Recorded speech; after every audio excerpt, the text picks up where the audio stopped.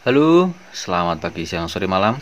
Di depan kita ini meneruskan kita ngobrol-ngobrol video sebelumnya tentang SSD M2 merek Transcend yang baru saya pasang di laptop Lenovo V310 ini. Kali ini kita coba fokus untuk membandingkan kecepatannya. Jadi di laptop saya ini sudah terpasang dua SSD.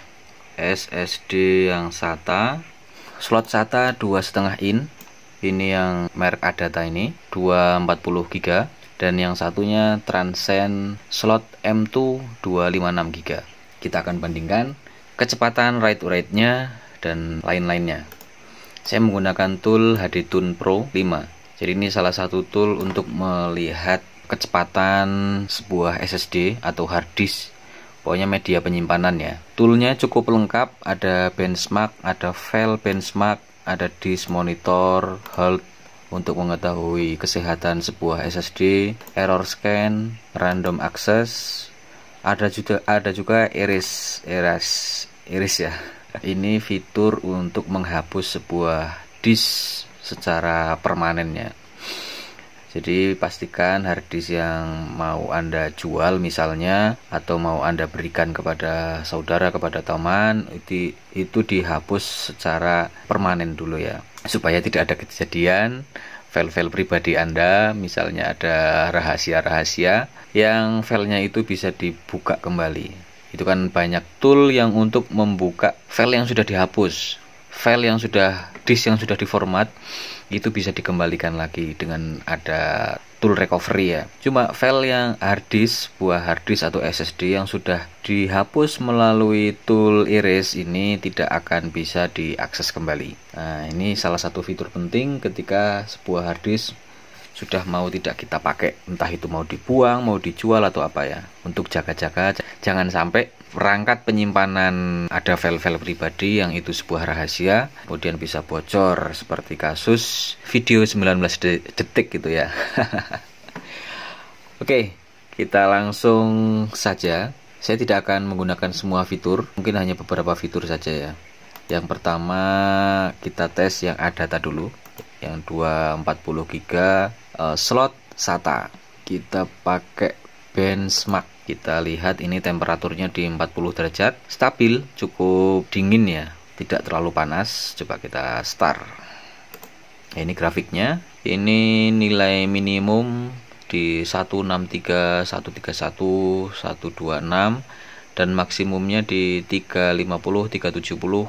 Nah, nanti ketemu rata-ratanya, rata-rata bacanya itu dia kecepatannya berapa MB per secondnya. Terus nanti yang tidak kalah penting itu access time ya, waktu yang dibutuhkan untuk mengakses file-file kecil, biasanya file-file kecil yang ada di sebuah media penyimpanan ya, entah itu hard disk atau SSD.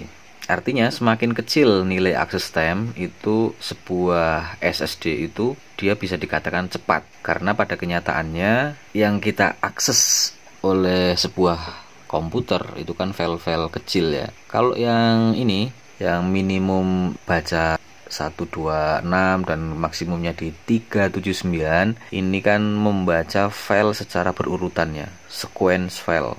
Jadi file besar, misalnya kita ngopi sebuah film yang besar sampai berapa giga, nah itu kecepatannya menggunakan kecepatan ini. Cuma ketika mengakses file-file yang terlalu banyak, file-file kecil, itu nanti pengaruhnya itu di access time. Semakin access time-nya kecil, 0, sekian detik, itu semakin bagus. Pengalaman saya mengecek beberapa media penyimpanan ya, kalau hard disk itu access time-nya itu lumayan besar, itu di kadang sampai 7 sampai 16 milisecond. Ini kan satuannya milisecond ya, tidak ada 1 second.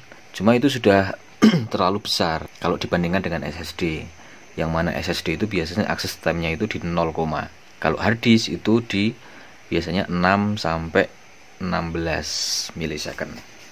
Kalau kita lihat grafiknya ini naik turun. Ini juga menunjukkan sebuah SSD yang tidak terlalu bagus. Kalau yang bagus itu biasanya stabil, grafiknya itu dia cenderung lurus gitu ya. Jadi tidak naik turun seperti ini. Seperti ini kan terpautnya terlalu jauh, minimumnya di 119, ini maksimumnya di 383. Coba nanti hasil akhirnya seperti apa. Oke, selesai. Minimum di 119,8, maksimum di 383,1, dan rata-ratanya ada di 313.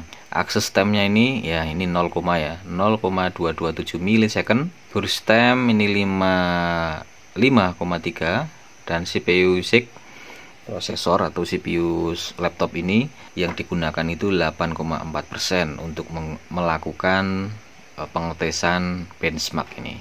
Saya simpan dulu ini, nanti untuk kita bandingkan dengan SSD yang satunya. Oke, ini sudah tersimpan. Kita bandingkan dengan yang Transcend M2 256GB. Coba kita start. Secara grafik hampir sama, naik turun. Ini minimumnya dapat 149, maksimumnya di 372. Cuma ini masih proses, belum ada 50%. Cuma ini temperaturnya dia naik ya. Ini 48 derajat. Meskipun belum selesai. Kalau melihat grafiknya ini lebih jelek daripada yang ADATA tadi ya. Saya kurang tahu secara umum merek ADATA dengan merek Transcend itu bagus mana secara overall gitu ya. Cuma secara harga itu hampir sama ya, merek ADATA dan Transcend. Itu memang di kelas-kelas menengah ke bawah. Wow, hasilnya cukup mengejutkan ini. Minimum di 138, maksimum di 372. Dan ini yang mengejutkan, rata-ratanya hanya 189. Jadi kecil sekali. Jadi dia mendapat nilai maksimum itu sebentar ya. Kalau kita lihat grafiknya, itu kebanyakan di garis bawah. Jadi garis atasnya itu cuma sebentar-sebentar, terus yang konstan itu justru di bawah. Makanya ini rata-ratanya di bawah 200 MB. Akses time-nya lebih bagus. Ini 0,097 ya. Terus burst time 112 lebih besar, dan CPU usage-nya ini juga mengejutkan 15%. Kita bandingkan dengan yang tadi. Ini yang tadi ya, yang ADATA. Yang ADATA itu CPU usage hanya 8,4%. Dan ini average-nya, rata-ratanya itu di atas ya, 313. Dan yang rata-ratanya hanya di 189. Akses time-nya kalau yang ADATA itu 0,22. Oke, akses time-nya bagusan yang Transcend ini memang ya. Cuma kalau kita lihat di kecepatannya ini jauh sekali bagus yang ADATA. Dan CPU usage-nya, artinya prosesornya itu bekerja lebih keras ketika menggunakan Transcend. Padahal waktu yang ADATA ini hanya 8%, hampir 2 kali lipatnya. Oke, kalau kita bandingkan, memang kalau kita bandingkan kesimpulannya ini memang bagusan yang merek ADATA ya. Belum lagi ini temperaturnya di 48, dan kalau yang ADATA itu stabil di 40 derajat saja. Demikian pengujian kita bandingkan antara dua merek ADATA dengan Transcend. Sama-sama teknologi SATA 3, maksudnya teknologi SATA, dan kebetulan ini dua-duanya mendukung SATA 3.